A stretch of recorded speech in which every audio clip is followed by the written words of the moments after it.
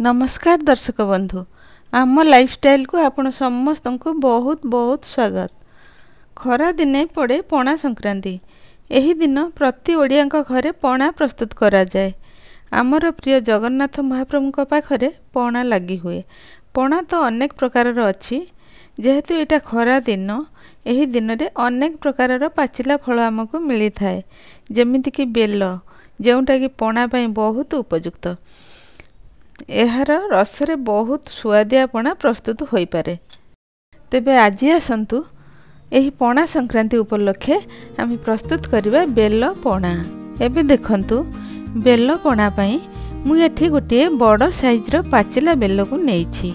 एठी बेलटी रे आम 2 रु 3 जनक पाई पणा प्रस्तुत करि परिबा। क्वांटिटी हिसाब रे देखिले एथिरे आम 2 रु 3 ग्लास पणा बनै परिबा। एबे आम कौन करिबा, गोटे बड़ पात्र रे किछि पानी नेई बेलटी को बहुत भल भाबे धोई ताको आम फटई नबा। एई देखंतु बेलटी को फटई पूरा 2 फाल करि नेली। बेलटी बढ़िया भाबे पाची जायछि, पूरा परफेक्ट।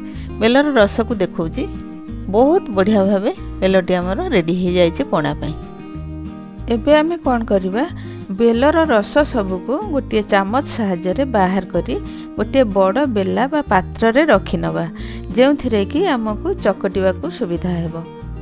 एई देखंतु बेलर रस सबको जेमती भाबे बाहर करी नउछि, चामच रे कोरी कोरी खोलपारु सबु रस को एमती भाबे बाहर करी नबा। बेलर रस सब बाहर करी मु खोलपारु सफा करी नेछि। ए देखंतु पूरा सबु रस बाहरी जायछि। एबे आमे ए बेलर रस रे पाखा पाखी गोटे कप हेबो पानी दे दबा। पानी दबा द्वारा हमको बेल को मैश करने को चकटिबा को सुविधा हेबो। एइठे आपण देखि पारथिबे मु गोटे मैशर साहाय्य रे बेल को चकटी नउची। आपण हाथ रे भी बहुत बढ़िया भाबे चकटी परिबे, किछि असुविधा नाही। एबे ए चकटा बेल भितरु आमे बेलर तंतु गुडी को हाथ रे चकटी चकटी से सब को बाहर करि नेबा। एमिति बाहर करने द्वारा बेलर पणा आमर सफा हो जिवो। एबे देखंतु मु बेलर चकटा भितरु तंतु बा जाली गुड़िक परिष्कार भावे सबको छाणी छाणी बाहर कर नउछि हाथ साहाय्य रे। ठीक एमती भावे आपण बेल पणा को परिष्कार कर नेबे। ए देखंतु एमती भावे पूरा पूरी परिष्कार हेबा दरकार। एबे या परे आमे बेलर एही रस रे विभिन्न प्रकार फल को काटी मिसेई ताकू गोटे बढ़िया पणा प्रस्तुत करिबा। या परे आमे पणा प्रस्तुत करिया पई गोटे बड़ बाउल बा गोटे बड़ साइज रो कंटेनर नबा। एठी आपण देखि पारथे मु गोटे बड़ बाउल नेछि, आ सेठी काटी रखिथिबा किछि फ्रूट्स मु दउछि। किछि सेवर कट्टा सेव को मु एठी दे देली।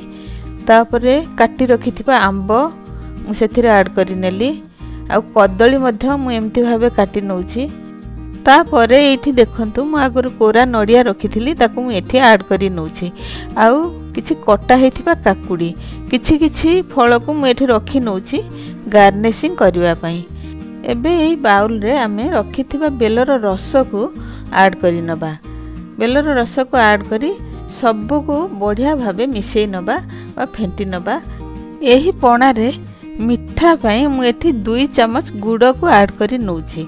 आपण चाहिले आपण को पसंद हिसाब रे केते मिठा खाइबे गुड़ किंबा चीनी को ऐड करी नेबे। एठी जेहेतु बेलटी मिठा बेल, तेणु एठारे खूब कम मिठा 2 चामच गुड़ ऐड करिछि। किछि गोलमरीच गुंड मध्य मु एठी देई दउछि। गोलमरीच गुंड पणा रे निहाती देबे।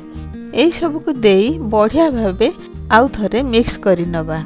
एइठे गोटे कथा कहि रखुछि, जेहेतु एटा पणा संक्रांति पई पणा प्रस्तुत करा जाउछि आ जगन्नाथଙ୍କ पाखरे भोग लागि हेबो, तेणु एही पणा रे आपण आंबो को निश्चय ऐड करिवे। आपण आपणक पसंदर फ्रूट्स आ आइसक्रीम चाहिले ऐड करि परिवे। एबे एठी देखि पारुथिबे मु 3टी चौड़ा वाला मुह ग्लास रे पणा को देई ता ऊपर किछि फ्रूट्स जोटा कि मु रखिथिली से सब को गार्निशिंग करि नेछि। एठी मध्य किछि छेना मु रखिथिली, छेना को ता ऊपर देई गार्निशिंग करि नेउछि। ता ऊपर किछि ड्राई फ्रूट्स मु रखिछि से सब को गार्निशिंग करि नबा, जेमति काजू, चेरी ए सब को देई मु डेकोरेट करि नउछि। आपण एई परि भाबरे बेलर पणा प्रस्तुत करी एहीपरि परफेक्ट भाव डेकोरेट करी पणा को पीबे मजा आसीजिवो।